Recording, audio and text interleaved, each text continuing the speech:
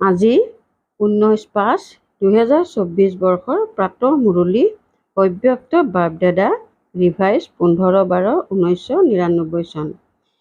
আজি বাবাই কৈছে সংকল্প শক্তিৰ মহত্বক জানি ইয়াক বৃদ্ধি কৰা আৰু প্ৰয়োগ কৰা। আজি উচ্চতকৈ উচ্চ পিতাই নিজৰ চাৰিওফালৰ শ্ৰেষ্ঠ সন্তানসকলক দেখি হৰ্ষিত হৈ আছে হওক, কিয়নো গোটেই বিশ্বৰ আত্মাসকলতকৈ তোমালোক সন্তানসকল শ্ৰেষ্ঠ, অৰ্থাৎ সকলোতকৈ উচ্চ।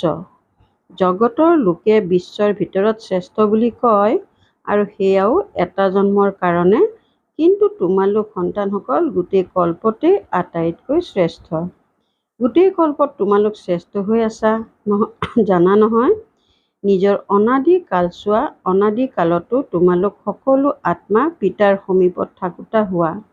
দেখি আছা, অনাদি ৰূপত পিতাৰ লগতে সমীপত থাকোঁতা শ্ৰেষ্ঠ আত্মা হোৱা। সকলো থাকে, কিন্তু তোমালোকৰ স্থান বহুত সমীপত। গতিকে অনাদি ৰূপতো অতিকৈ উচ্চ হোৱা। আকৌ আহা আদিকাললৈ। সকলো সন্তান দেও পদধাৰী দেৱতা ৰূপত আছা। নিজৰ দৈবী স্বৰূপ স্মৃতিত আছানে? আদিকালত সৰ্বপ্ৰাপ্ত স্বৰূপ হোৱা। তন মন ধন আৰু জন চাৰিওটা স্বৰূপতেই শ্ৰেষ্ঠ। সৰ্বদা সম্পন্ন হোৱা, সৰ্বপ্ৰাপ্তি স্বৰূপ হোৱা।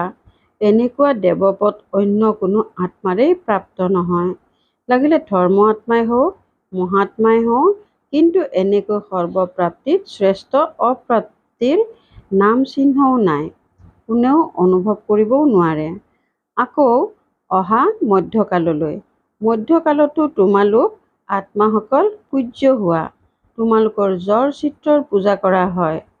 কোনো আত্মাৰে এনেকৈ বিধিপূৰ্বক পূজা নহয়, যেনেকৈ পূজ্য আত্মাসকলৰ বিধিপূৰ্বক পূজা হয়। গতিকে চিন্তা কৰা, এনেকৈ বিধিপূৰ্বক অন্য কাৰোবাৰ পূজা হয় জানো? প্ৰতিটো কৰ্মৰ পূজা হয়, কিয়নো কৰ্মযোগী হোৱা। সেয়েহে পূজাও প্ৰতিটো কৰ্মৰ হয়।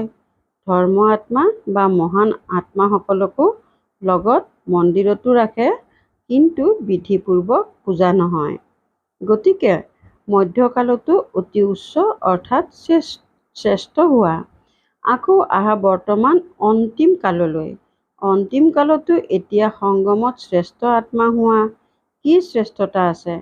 স্বয়ং বাপদাদা পৰমাত্মা আত্মা আৰু আদি আত্মা অৰ্থাৎ বাপদাদা দুয়োৰে দ্বাৰা প্ৰতিপালনো লোৱা, পাঠো পঢ়া, লগতে সদ্গুৰুৰ দ্বাৰা শ্ৰীমত লোৱাৰ অধিকাৰী হৈছা। গতিকে অনাদিকাল, আদিকাল, মধ্যকাল আৰু এতিয়া অন্তিম কালতো আটাইতকৈ উচ্চ হোৱা, শ্ৰেষ্ঠ হোৱা। ইমান নিচা থাকেনে? বাপদাদাই কয়, এইটো স্মৃতি জাগ্ৰত কৰা। মনত বুদ্ধিত এই প্ৰাপ্তিসমূহ আওৰোৱা। যিমানেই স্মৃতি জাগ্ৰত কৰি ৰাখিবা, সিমানেই স্মৃতিৰ আত্মিক নিচা জাগিব। আনন্দিত হবা, শক্তিশালী হবা।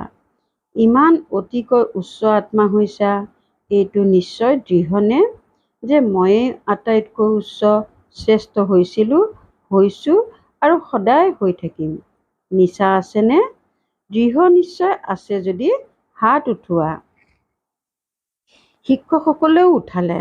মাতাসকলতো সদায় আনন্দৰ দোলনাত দুলি থকা নহয়? মাতাসকলৰ বহুত নিচা থাকে। কি নিচা থাকে? আমাৰ কাৰণে পিতা আহিছে। নিচা আছে নহয়? দাপৰৰ পৰা সকলোৱে অৱনমিত কৰালে, সেইবাবে পিতাৰ মাতাসকলৰ প্ৰতি বহুত স্নেহ আছে আৰু বিশেষকৈ মাতাসকলৰ বাবে পিতা আহিছে। আনন্দিত হৈ আছা, কিন্তু সদায় আনন্দিত হৈ থাকিবা। এনেকুৱা নহয় এতিয়া হাত উঠাই আছা আৰু ৰেলত গ'লে তেতিয়া অলপ অলপ নিচা কমি যাব। সদায় যাতে একৰস অবিনাশী নিচা থাকে। কেতিয়াবা কেতিয়াবা নিচা নহয়, সদাকালৰ নিচাই সদাকাল আনন্দ প্ৰদান কৰে। তোমালোক মাতাসকলৰ চেহেৰা এনেকুৱা হ'ব লাগে যাতে দূৰৰ পৰাই আত্মিক গোলাপ দৃষ্টিগোচৰ হয়, কিয়নো এইখন বিশ্ববিদ্যালয়ৰ যিটো কথা সকলোৰে ভাল লাগে, বৈশিষ্ট্য দেখিবলৈ পায়, সেইটো এয়াই যে মাতাসকল হৈছে আত্মিক গোলাপৰ দৰে সদায় ফুলি থকা ফুল, আৰু মাতাসকলে গুৰু দায়িত্ব ল'লে মাতাসকলে ইমান ডাঙৰ কাৰ্য কৰি আছে। যদিও বা মহামণ্ডলেশ্বৰো আছে, কিন্তু তেওঁলোকেও বুজি পায় যে মাতাসকল নিমিত্ত হৈছে আৰু শ্ৰেষ্ঠ কাৰ্য সহজে কৰি আছে। মাতাসকলৰ বাবে প্ৰবাদ আছে, সঁচা নহয়, কিন্তু প্ৰবাদ আছে যে দুগৰাকী মাতায়ো একেলগে কোনো কাম কৰিব সেইটো কঠিন। কিন্তু ইয়াত কোনো নিমিত্ত হয় মাতাসকলে নহয় জানো? যেতিয়াই সাক্ষাৎ কৰিবলৈ আহা তেতিয়াই কি সোধে? মাতাসকলে চলায়, পৰস্পৰ কাজিয়া নালাগেনে, সংঘাত নহয়নে? কিন্তু তেওঁলোকে কি জানে?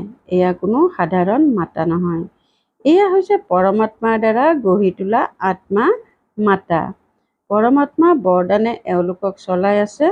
এনেকুৱাতো নহয় যে পাণ্ডৱসকলে ভাবা মাতাসকলৰ মান আছে, আমাৰ নাই জানো? তোমালোকৰো গায়ন আছে যে 5 পাণ্ডৱ বুলি গায়ন কৰা হৈছে। শক্তিসকলৰ লগত 7 শীতলা দেখুৱায় আৰু 1 পাণ্ডৱো দেখুৱায়। আৰু পাণ্ডৱ অবিহনে মাতাসকলে চলাব নোৱাৰে। মাতাসকলৰ অবিহনে পাণ্ডৱে চলাবও নোৱাৰে। দুয়োটা বাহুৰেই দৰকাৰ। কিন্তু মাতাসকলক বহুত অৱনমিত কৰি দিছিল নহয়। সেইকাৰণে পিতাই মাতাসকলক যিটো জগততে অসম্ভৱ বুলি ভাবিছিল সেয়া সম্ভৱ কৰি দেখুৱাই আছে।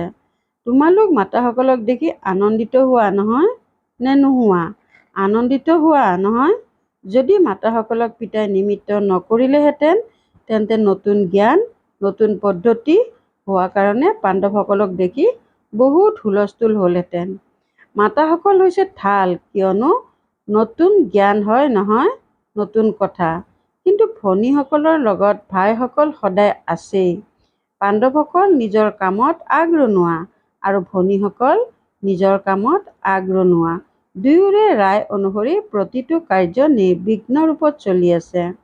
বাপ দাদাই নিতৌ সন্তানসকলৰ ভিন্ন ভিন্ন কাৰ্য চাই থাকে। নতুন নতুন আঁচনি তৈয়াৰ হৈয়ে থাকে। সময়টো সকলোৰে স্মৃতিত আছে। স্মৃতিত আছেনে? 1999 পৰিক্ৰমাও পূৰা হ'ল নহয়। কি ভাবিছিলা? 1999 আহি গ'ল।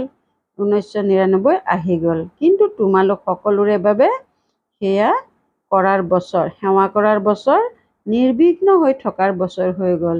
চোৱা, 1999তে মৌন ভাতি কৰি আছা নহয়। জগতৰ লোক ভয়ভীত হয় আৰু তোমালোকে যিমান তেওঁলোকে ভয়ভীত হয় সিমানে তোমালোক সকলো স্মৃতিৰ গভীৰতাত গৈ আছা। মনৰ মৌনতা আছেই। জ্ঞান সাগৰৰ তলিলৈ যোৱা আৰু নতুন নতুন অনুভৱৰ ৰত্নলৈ আহা। বাপ দাদাই আগতেও যিটো ইংগিত দিছিল যে সকলোতকৈ শ্ৰেষ্ঠ সম্পদ যিটোৱে বৰ্তমান আৰু ভৱিষ্যত গঢ়ে সেয়া হৈছে শ্ৰেষ্ঠ সংকল্পৰ সম্পদ। সংকল্প শক্তি বহুত ডাঙৰ শক্তি, যিটো তোমালোক সন্তানসকলৰ আছে। শ্ৰেষ্ঠ সংকল্পৰ শক্তি। সংকল্পটো সকলোৰে আছে, কিন্তু শ্ৰেষ্ঠ শক্তি শুভ ভাৱনা, শুভ কামনাৰ সংকল্পৰ শক্তি, মন বুদ্ধি একাগ্ৰ কৰাৰ শক্তি, এয়া তোমালোকৰহে আছে।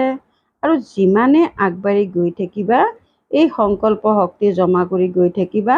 ব্যৰ্থত নষ্ট নকৰা। ব্যৰ্থত নষ্ট কৰাৰ মুখ্য কাৰণ হৈছে ব্যৰ্থ সংকল্প। ব্যৰ্থ সংকল্প বাপ দাদাই দেখিছে যে গৰিষ্ঠ সংখ্যক সন্তানৰ গোটেই দিনটোত ব্যৰ্থ এতিয়াও আছে।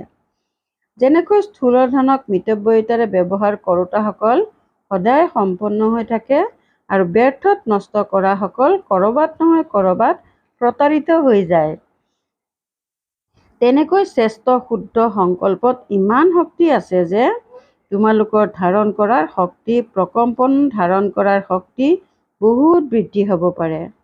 অনাতাঁৰ যন্ত্ৰ, দুৰ্ভাগ যন্ত্ৰ আদি বিজ্ঞানৰ সাধনসমূহে যেনেকৈ কাৰ্য কৰে, তেনেকৈ এই শুদ্ধ সংকল্পৰ সম্পদে এনেকৈয়ে কাৰ্য কৰিব যে লণ্ডনত বহি থকা কোনোবা আত্মাৰ প্ৰকম্পন তোমালোকৰ ইমানেই স্পষ্টকৈ ধাৰণ হ'ব, যেনেকৈ এই অনাতাঁৰ যন্ত্ৰ, দুৰ্ভাগ যন্ত্ৰ, দূৰদৰ্শন, এয়া যিয়েই সাধন আছে, কিমান সাধন উদ্ভাৱন হৈছে ইয়াতকৈ স্পষ্ট তোমালোকৰ ধাৰণ শক্তি, একাগ্ৰতা শক্তিৰেই বাঢ়িব।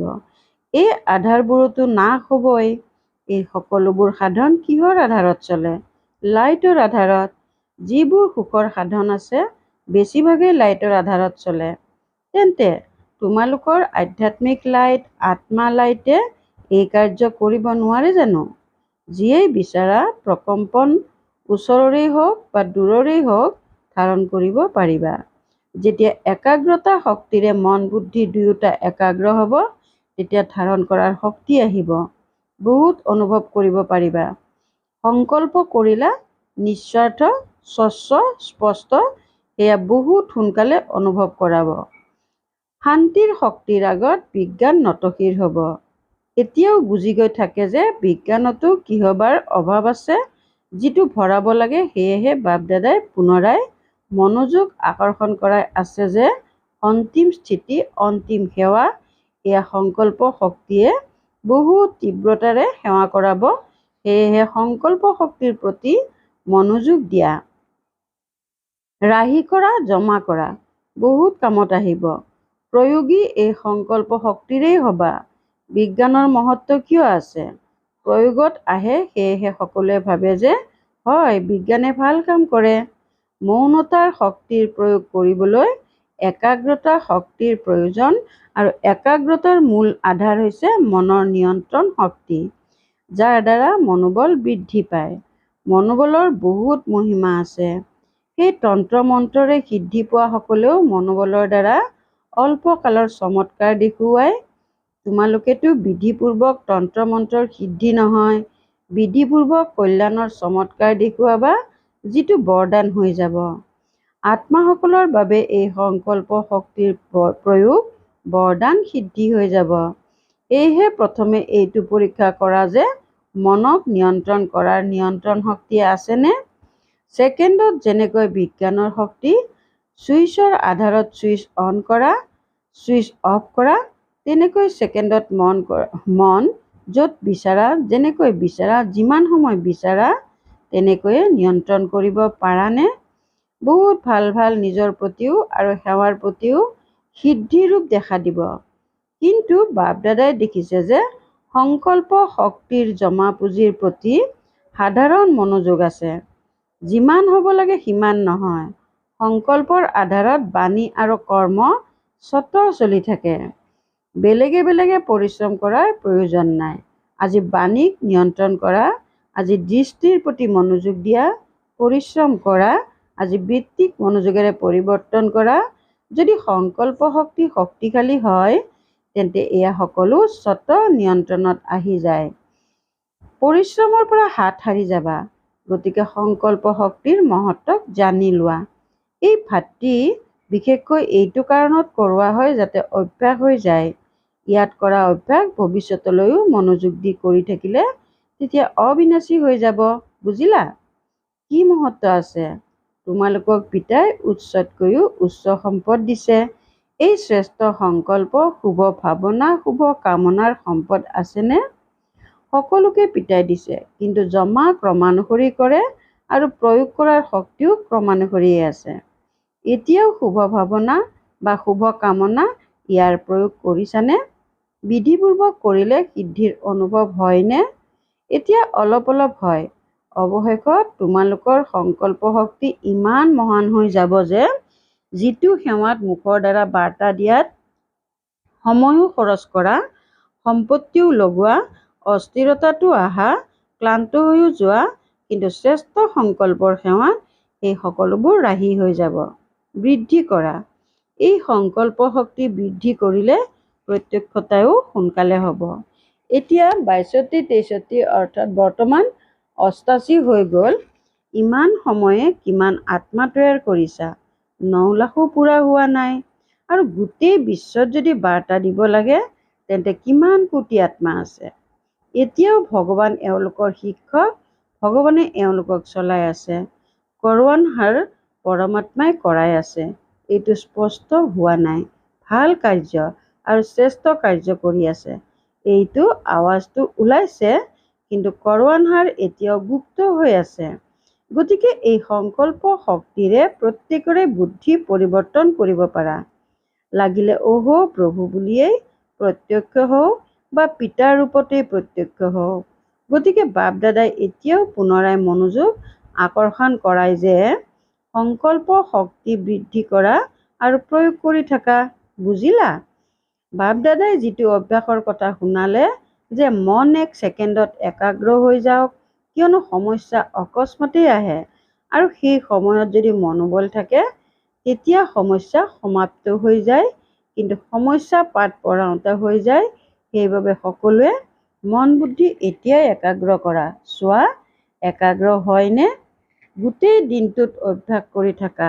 বাৰু, চাৰিওফালৰ শ্ৰেষ্ঠ আত্মাসকলক, আদি মধ্য আৰু অন্তত শ্ৰেষ্ঠ ভূমিকা পালন কৰোঁতা আত্মাসকলক, সদায় নিজৰ শ্ৰেষ্ঠ সংকল্পৰ বিধি অনুভৱ কৰোঁতা, সদায় সহযোগীৰ লগতে প্ৰয়োগী হওঁতা, সদায় সংকল্প শক্তিৰে সৰ্বশক্তি বৃদ্ধি কৰোঁতা, মন আৰু বুদ্ধিৰ ওপৰত নিয়ন্ত্ৰণ ৰাখোঁতা, সদায় প্ৰয়োগী সন্তানসকলক বাপ দাদাৰ স্নেহ সহিত স্মৰণ আৰু নমস্কাৰ।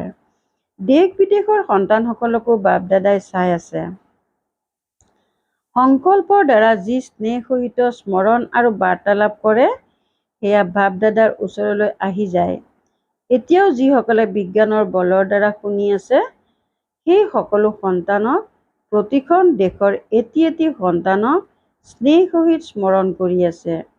জনক কন্যাটিকো বাপ দাদাই বিশেষভাৱে স্নেহ সহিত স্মৰণ কৰি আছে, কিয়নো মনেৰে ইয়াত আছে আৰু শৰীৰেৰে তাত আছে। গতিকে সকলোকে গাইগুটীয়াকৈ বিশেষভাৱে স্নেহ সহিত স্মৰণ কৰি আছে। ভাল কথা।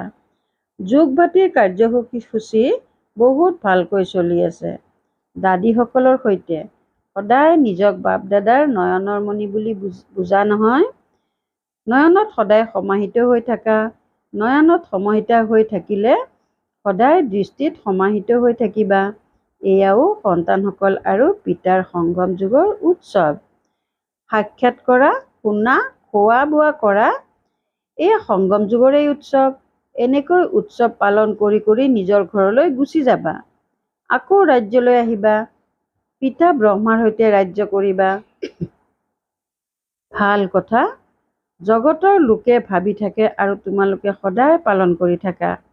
কোনো চিন্তা নাই। কি হ'ব, কেনেকৈ হ'ব, কোনো প্ৰকাৰৰ চিন্তা নাই। ভাল। বাৰু, বৰদান। এইটো অন্তিম জন্মত প্ৰাপ্ত হোৱা সকলো শক্তি প্ৰয়োগ কৰোঁতা ইচ্ছা শক্তি সম্পন্ন হোৱা। এইটো অন্তিম জন্মত প্ৰাপ্ত হোৱা সকলো শক্তি প্ৰয়োগ কৰোঁতা ইচ্ছা শক্তি সম্পন্ন হোৱা। এই মিঠা ড্ৰামাখন বহুত ভালকৈ ৰচি থোৱা আছে। ইয়াক কোনেও সলনি কৰিব নোৱাৰে। কিন্তু ড্ৰামাত এই শ্ৰেষ্ঠ ব্ৰাহ্মণ জন্মৰ বহুত শক্তিৰ প্ৰাপ্ত হৈ আছে। পিতাই ইচ্ছাপত্ৰ কৰি দিছে, সেইবাবে ইচ্ছা শক্তি হয়। এই শক্তি প্ৰয়োগ কৰা। যেতিয়াই বিচাৰা এই শৰীৰৰ বন্ধনৰ পৰা উপৰাম কৰ্মাতীত স্থিতিত স্থিত হৈ যোৱা। উপৰাম হওঁ, মালিক হওঁ, পিতাৰ দ্বাৰা নিমিত্ত হওঁ, এইটো স্মৃতিৰে মন বুদ্ধিক একাগ্ৰ কৰি লোৱা, তেতিয়া ইচ্ছা শক্তি সম্পন্ন হোৱা বুলি ক'ব।